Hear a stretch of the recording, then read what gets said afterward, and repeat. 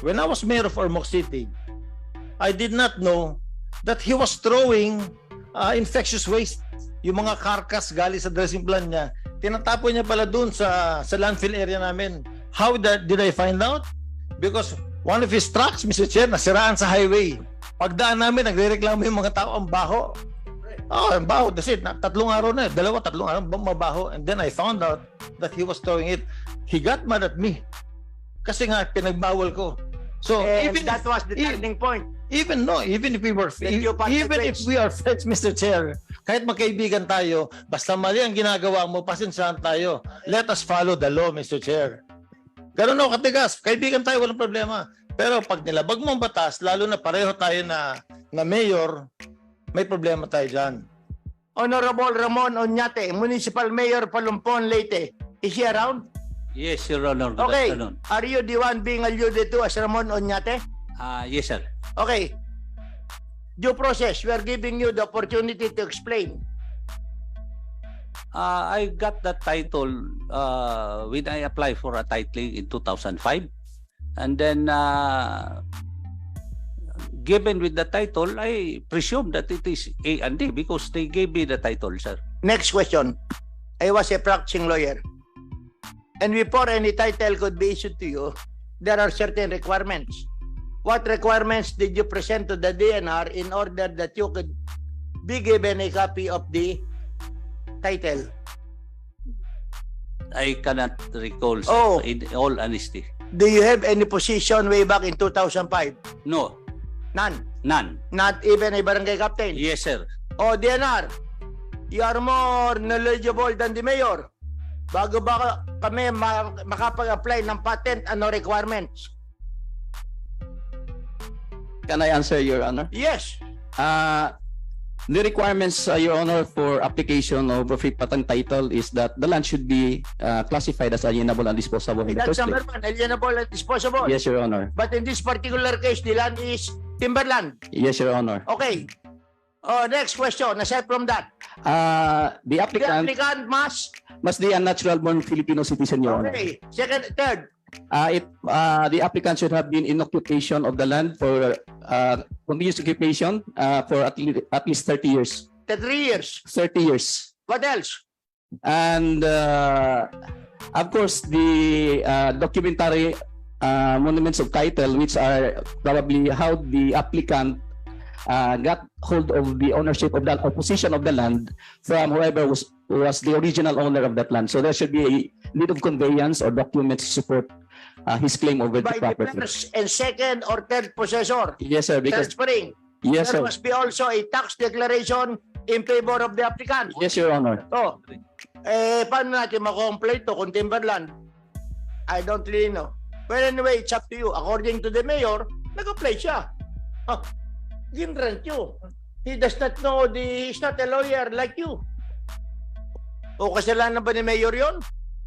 Pagkatapos 2005 pa, ngayon kayo magpapile ng action for reversion after 17 years. Mukhang may problema talaga tayo rito. That's why, Mr. Chair. Oñate, what did you do when you were issued a title over this timberland? Ganong kalaki ito, Mayor? 3-something hectares. 3 something. What did you do? I put up contract drawing. Contract drawing. Poultry. And totoo ba na naisanla mo rin tong lupang to? Yes, Your Honor. How much? 50 million ang nakita ko kanina? More. Your Honor, that is together with other businesses that I have. So, what is the principal loan? The principal loan for that is only more or less 3-4 million. What We is the started annotation that in the one. title? I cannot. Okay, ano ang annotation sa title? Mr. Chair, if you take a look at the title, mahaba yung annotation yan. He was able to loan from Land Bank 7 times, Mr. Chair, of different value. The latest being 50 million pesos, Mr. Chair. Mr. Chair, can I Yes, speak? Mayor Oñate. Yeah, this is one of the lands that I have. We have many lands that is being. So, just for the information of the committee, more or less, how big will be the land or the number of hectares which you mortgage to Land Bank. Land Bank. I have a business dressing plant, Your Honor. Ha? I have a poultry dressing plant. O nga, yung Yung lupa rin doon, mayroong 3 hectares. That is also included in the sangla. I have my house included in the sangla. That's all encompassing. Oh, everything. I just wonder why is it that they got hold of that title. I did not give that title to anybody else. yes, but the trouble is that insofar as land titles are concerned, anybody can secure a copy of the certified true copy of the title from the register of deeds together with all the annotations indicated therein. And that's the law. Yes, sir. Yes, sir. I just share, Okay. Your Honor. Yeah. Mr. Chair, Okay. can you bring back yeah, Mr. Chair. Stop there, the value. That is only from one title, Mr. Chair.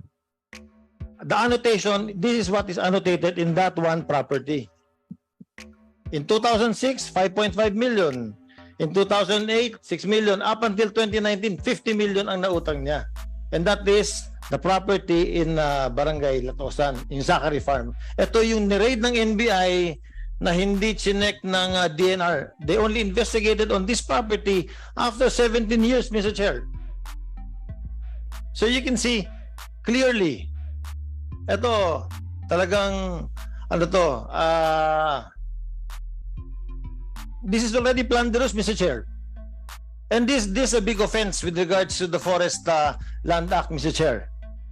If we will take a look at PD 705, Section 78 of the revised Forestry Code, and the DNR knows this, unlawful occupation or destruction of forest land and grazing land. This is Section 78.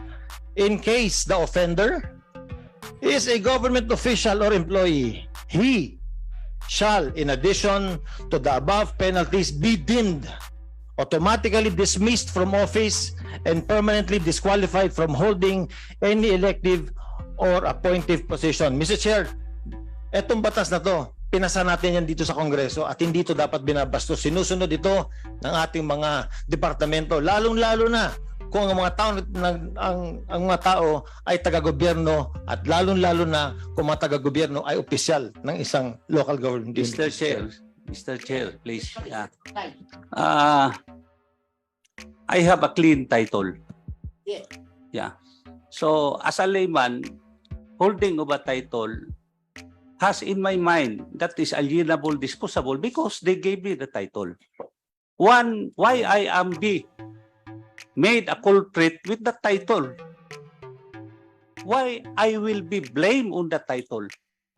Number two, Mr. Chair, is that that loan reaches 50 million. Why are we questioning the bank who will give me? Am I be faulted because I am poor? No.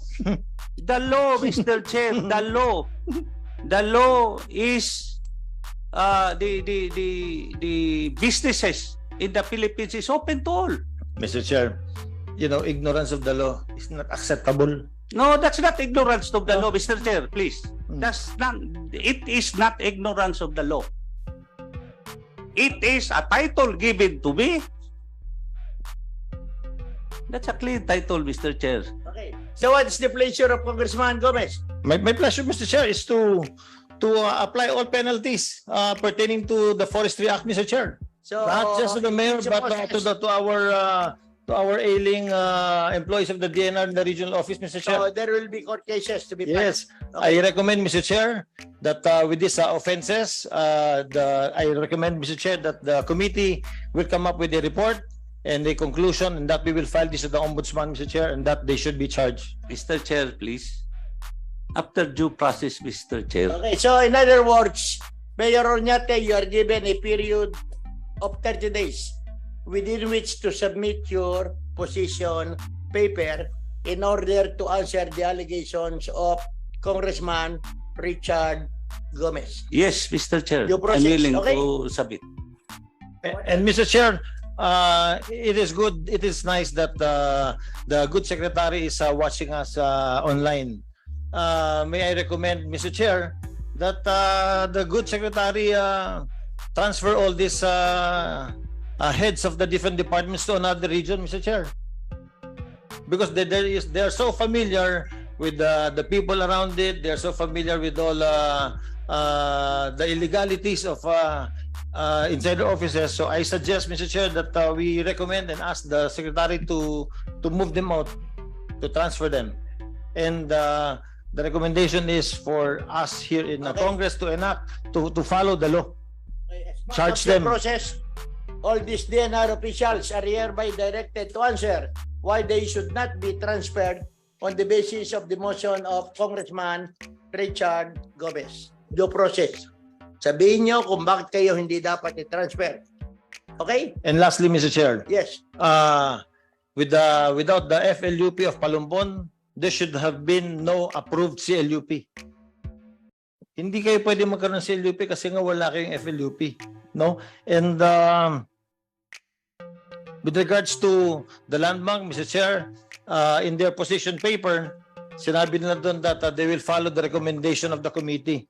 And my prayer to this committee, Mr. Chair, since they did not do due diligence for land bank to cancel the loans in the name of Ramon and Lourdes Oñate. On top of that, Mr. Chair, I recommend that the land bank should file an estafa case against Oñate and DBS and Farm for deceit. Kasi hindi nila sinabi yung katotohanan, Mr. Chair. Mr. Chair, can I speak? Yes. We're living in a democracy.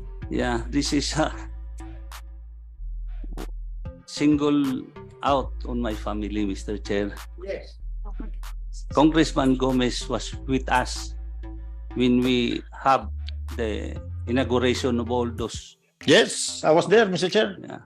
During And the then- inauguration The opening of my his dressing businesses.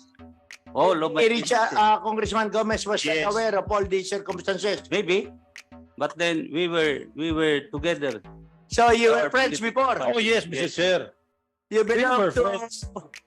But you know, with Oh, Mr. this Chair, is- let me tell you a story, Mr. Chair. Excuse me, Mr. Chair. When I was mayor of Ormoc City, I did not know that he was throwing infectious waste. Yung mga carcass galing sa dressing plan niya, tinatapon niya pala dun sa landfill area namin. How did I find out? Because one of his trucks, Mr. Chair, nasiraan sa highway. Pagdaan namin, nagre-reklamo yung mga tao, ang baho. Oh, ang baho. That's it. Tatlong araw na. Tatlong araw, mabaho. And then I found out that he was throwing it. He got mad at me. Kasi nga, pinagbawal ko.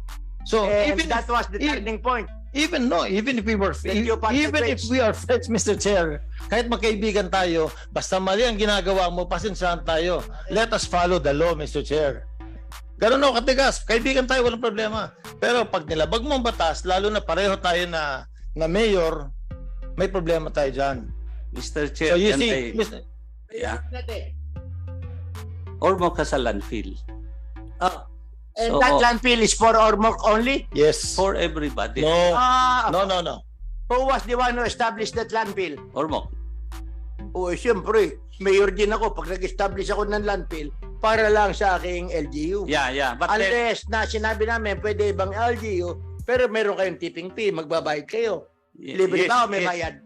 Yes, I don't know, Mr. Chair, but then what I'm driving at is we have a dressing plant. We produce his food. Our dressing plant is an ISO for food, an ISO for management. We are the only dressing plant in Region 8 that is ISO food. And we have That is beside the point, Mr. yeah. But then is Madam We- Lani that was is a former mayor. yes, sir. I was also a former mayor. Kahit na may planta, ang una naming tinatanong, what will happen to your waste, especially dressing of chicken, including the bituka? Yes, sir. What Can you I'm dadalhin? driving at is that dressing plant that's not produce infectious waste. Pero sinasabi na, huwag na yung infectious waste. The waste itself. Yes. Balehebo. Our dressing Hindi plant, nakakain ng balehebo. Yes, sir. Tinatapon natin yan. Yes, sir. Bituka. Mr. Although Chairman, meron tayong bituka sa mga lansangan ng bituka ng manok, kinakain ko rin yan. Laki Mr. ako sa lansangan. Mr. Chairman, Oh, I'll invite you Mr. Chair. Go No, off ka. No, because our dressing, our dressing plant is zero waste. Mr. Chair. The feeders is converted into feeds. Ano ginagawa niyo sa... The feeders is converted Ano into feeds. ginagawa niyo sa Baleba?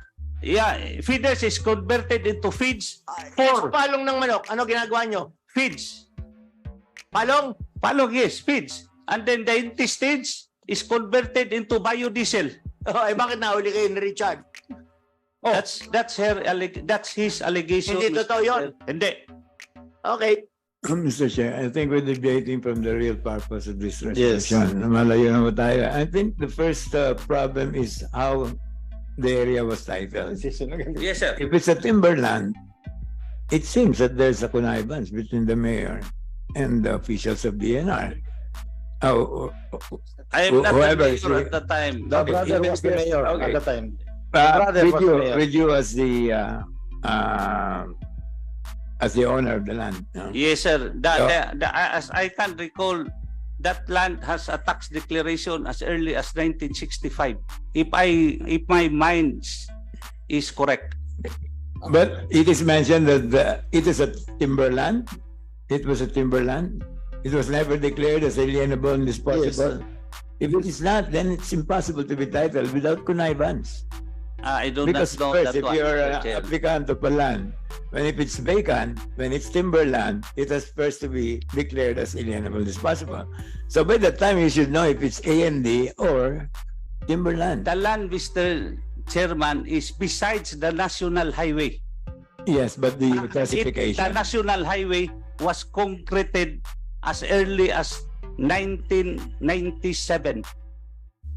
But national And highway it is different expanded. from land title that you own. Yes, sir. Yes, sir. But the land where that title is given is besides the national highway. But the classification is timberland. I Okay. don't know. I don't know that one. May- That's according to the DNR. Just a clarification. Is it true that your brother was the mayor way back in 2005? Yes, Okay. And what is the name of your brother? Marcelo. Marcelo, ngayon naman sa ating DNR, pag nagawa ba ako ng kalye sa tabi ng timberland, does it change the classification of the land from timberland to alienable and disposable? Hindi po, O Mr. hindi, Chair. kasi kaya tayo nagagawa ng kalye para marating natin yung timberland. Excuse me. Okay?